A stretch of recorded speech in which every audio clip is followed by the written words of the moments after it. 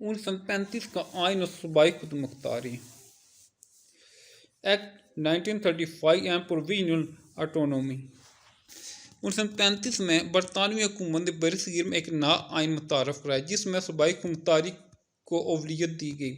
اس آئین کے تحت 1937 میں انتخابات کرائے گئے جس میں کانگریس سے واضح اکثریت حاصل کی۔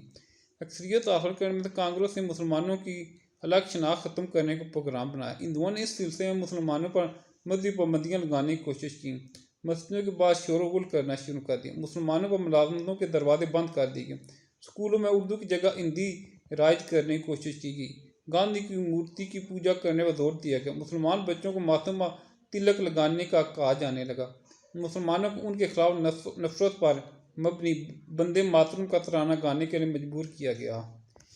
اس رویے کو دیکھتے ہوئے مسلمانوں میں الگ ملک کے مطالبے کا جذبہ اور بڑھ گیا۔ 1938 میں پٹنہ کے مقام پر مسلم لیگ کے سالانہ اجلاس میں محمد علی جناح کو قائد اعظم کے لقب سے نوازا گیا۔ 1939 میں جب کانگریسی وزارتوں کا خاتمہ ہوا تو قائد اعظم اور مسلم لیگ کی اپیل پر مسلمانوں نے 22 دسمبر 1939 کو یوم نجات منایا۔